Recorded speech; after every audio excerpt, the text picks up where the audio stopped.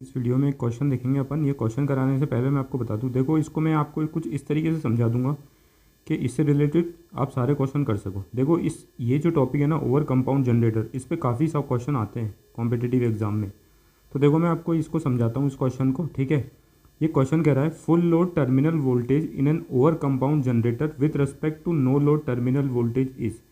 ये कह रहा है ओवर कंपाउंडेड जनरेटर में जो फुल लोड टर्मिनल वोल्टेज होता है वो नो लोड टर्मिनल वोल्टेज से इक्वल होता है, ज़ीरो होता है, लेस होता है या ज़्यादा होता है, ठीक है। तो ये अपन को बताना है। तो सबसे पहले तो देखो यहाँ पे एक टर्म आ रही है ओवर कंपाउंड जनरेटर, ठीक है। सबसे पहले अपन को ओवर कंपाउंड जनरेटर समझना है। ओवर कंपाउंड जनरेटर समझने के लिए सबसे पहले अपन सिर्फ समझेंगे कंपाउंड जनरेटर क्या होता है। देखो सबसे पहले कंपाउंड जनरेटर अपन देख लेते हैं। मैं यहाँ रीड करके बताता हूँ। Generator in which both series excited winding and shunt excited winding are present. एक ऐसा जनरेटर जिसको कंपाउंड जनरेटर बोलते हैं जिसमें सीरीज फील्ड और शंट फील्ड दोनों प्रेजेंट हो। देखो ये आर्मेचर है, ये है शंट फील्ड, ठीक है। शंट फील्ड क्यों कहते हैं? क्योंकि ये आर्मेचर के लगी हुई है पैरेलल में। देखो पैरेलल में, इसको पैरेलल में कैसे माना आप अगर जानते हो तो अक्रॉस में लग रखी, देखो एक टर्मिनल ये रहा और एक टर्मिनल ये रहा, तो ये आर्मेचर के अक्रॉस लग रखी है, इसका मतलब ये पैरेलल में है, ठीक है। अब देखो ये जो वाइंडिंग है ये सीरीज फील्ड वाइंडिंग है, क्योंकि ये आर्मेचर से देखो सीरीज में लग रखी है। अगर आपको ऐसे भी नहीं समझ में आता ना, तो देखो दो कंपोनेंट ने, अगर दो कंपोनेंट है, जैसे कि ये दोनों ने एक दूसरे के दोनों हाथ पकड़ रखे ना, तो ये दोनों पैरेलल में कहलाते हैं। तो देखो शंट फील्ड ने और आर्मेचर ने, इस फील्ड ने और आर्मेचर ने दोनों हाथ पकड़ रखे, ये टर्म हाथ ये और ये हाथ है, इसका मतलब ये शंट फील्ड है, ठीक है। और देखो इस फील्ड ने इस आर्मेचर से सिर्फ एक हाथ पकड़ रखा, दूसरा हाथ दोनों ने नहीं पकड़ रखा, तो ये सीरीज फील्ड है। मेरे हिसाब से आप समझ गए होंगे, हालांकि ये आपको पता ही होगा, लेकिन फिर भी मैंने बता दिया जिसको ना पता हो। तो ऐसा जनरेटर जिसमें कि सीरीज एक्साइटेड वाइंडिंग और शंट एक्साइटेड वाइंडिंग दोनों प्रेजेंट हो, वो क्या कहलाता है? कंपाउंड जनरेटर कहलाता है। अब देखो कंपाउंड जनरेटर देख लिया, अब अपन को देखना है कम्युलेटिवली कंपाउंडेड डीसी जनरेटर क्या होता है। कंपाउंड जनरेटर देख लिया, डीसी कंपाउंड जनरेटर। अब अपन को देखना है कम्युलेटिवली कंपाउंडेड डीसी जनरेटर क्या होता है। देखो ये कम्युलेटिवली कंपाउंडेड डीसी जनरेटर मैं रीड करके बताता हूँ।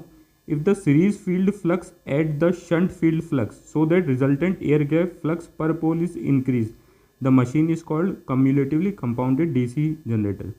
देखो इसने जो फील्ड क्रिएट करी है और इसने जो फील्ड क्रिएट करी है, ये दोनों ऐड होके जो एयर गैप में जो फील्ड है उसको इंक्रीज कर देते हैं, तब ये क्या कहलाता है? कम्युलेटिवली कंपाउंडेड डीसी जनरेटर। फिर से बोलता हूँ, एक फील्ड तो शंट, ये शंट फील्ड भी एक फील्ड जनरेट करेगा मैग्नेटिक फील्ड, और सीरीज फील्ड भी एक मैग्नेटिक फील्ड जनरेट करेगा। अगर ये इन दोनों से जो फील्ड जनरेट हुए वो दोनों ऐड होगी एयर गैप फ्लक्स में, तो वो क्या कहलाएगी?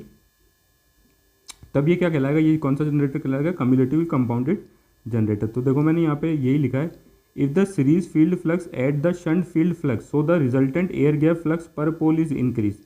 अगर सीरीज फील्ड फ्लक्स और शंट फील्ड फ्लक्स ऐड हो जाए और रिजल्टेंट एयर गैप फ्लक्स पर पोल इंक्रीज हो जाए, ठीक है ना, तो वो मशीन क्या कहलाती है? कम्युलेटिवली कंपाउंडेड डीसी जनरेटर। अब देखो आपने कम्युलेटिवली कंपाउंडेड डीसी जनरेटर भी समझ लिया। अब आपको बताता हूँ मैं आगे। In uh cumulatively compounded generator with increase of load current the series field adds the shunt field flux। देखो कम्युलेटिवली कंपाउंडेड जनरेटर के बारे में एक बात और जान लो। अगर लोड करंट में इंक्रीज करते हैं ना, तो सीरीज फील्ड जो होती है वो सीरीज फील्ड की जो फ्लक्स होती है वो शंट फील्ड फ्लक्स में ऐड होती है, मतलब दोनों का जो नेचर होता है वो एडिटिव होती है। अब देखो आगे, depending on the number of series field turn and cumulatively compounded generator में बी। देखो जो number of series field turns है ना, उसकी बेसिस पे कम्युलेटिवली कंपाउंडेड जनरेटर को फिर से क्लासीफाई किया गया है। तीन टाइप के हो सकते हैं, ठीक है। मैं फिर से बोल देता हूँ, सीरीज फील्ड में कितने नंबर ऑफ टर्न्स है, इसके बेसिस पे कम्युलेटिवली कंपाउंडेड जनरेटर तीन टाइप के हो सकते हैं। देखो पहला टाइप होता है अंडर कंपाउंडेड।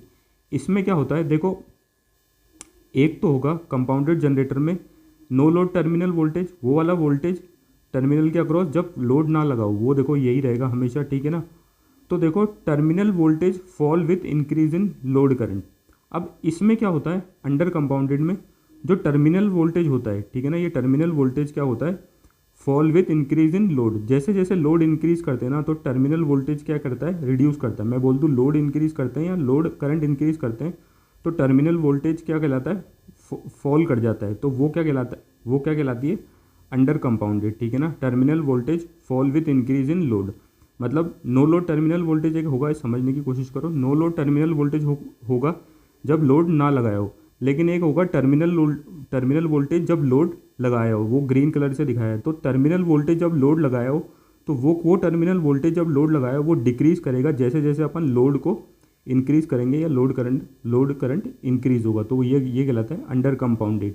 ठीक है, एक होता है लेवल और फ्लैट कंपाउंडेड। इसमें बताया गया है terminal voltage remain practically constant with increase in load. देखो इस चीज़ को मैं फिर से वापस से बता देता हूँ।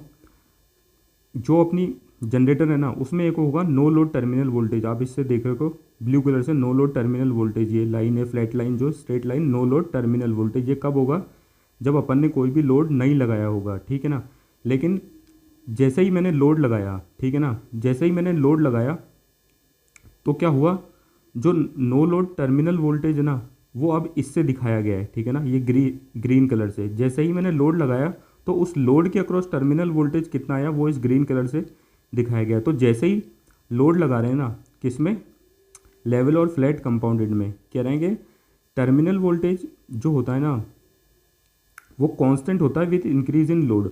मतलब जैसे जैसे लोड इंक्रीज कर रहे हैं ना तो टर्मिनल वोल्टेज पे कोई फर्क नहीं पड़ रहा, वो ऑलमोस्ट कांस्टेंट है। मतलब जितना नो लोड टर्मिनल वोल्टेज है उसके आसपास का ही होगा कितना, टर्मिनल वोल्टेज जब अपन ने लोड लगाया है, लोड को अपन इंक्रीज कर रहे हैं या लोड करंट को इंक्रीज कर देंगे। तो ये है लेवल कंपाउंड का।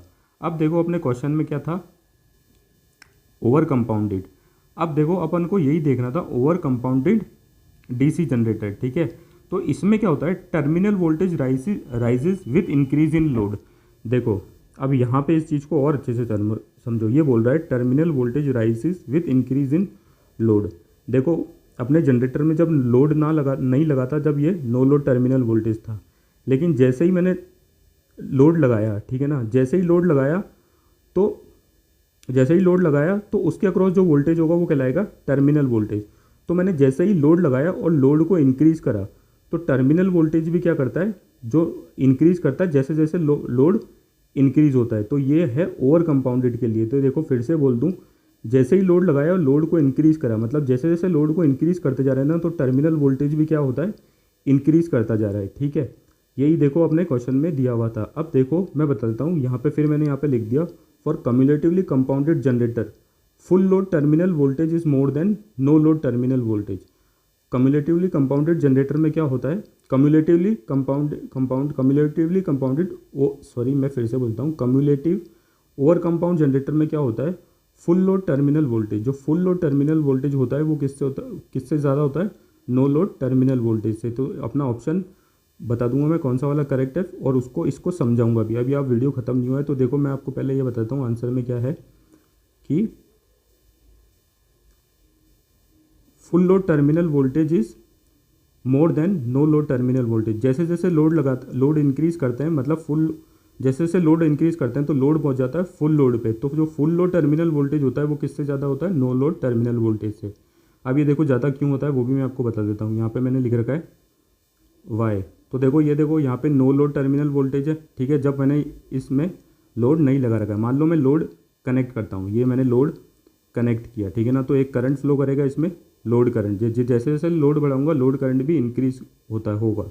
देखो तो सबसे पहली बात मैंने यही लिखी है, लोड इंक्रीज, जैसे जैसे लोड को इंक्रीज करूंगा, increase in series field winding, current in series field winding increase. देखो जैसे जैसे लोड को इंक्रीज करूंगा लोड करंट इंक्रीज होगा। देखो load current series field winding में से ही फ्लो होता जा रहा है, मतलब कि लोड करंट इंक्रीज हो रहा है तो मतलब सीरीज फील्ड में भी क्या हो रहा है, करंट इंक्रीज हो रहा है।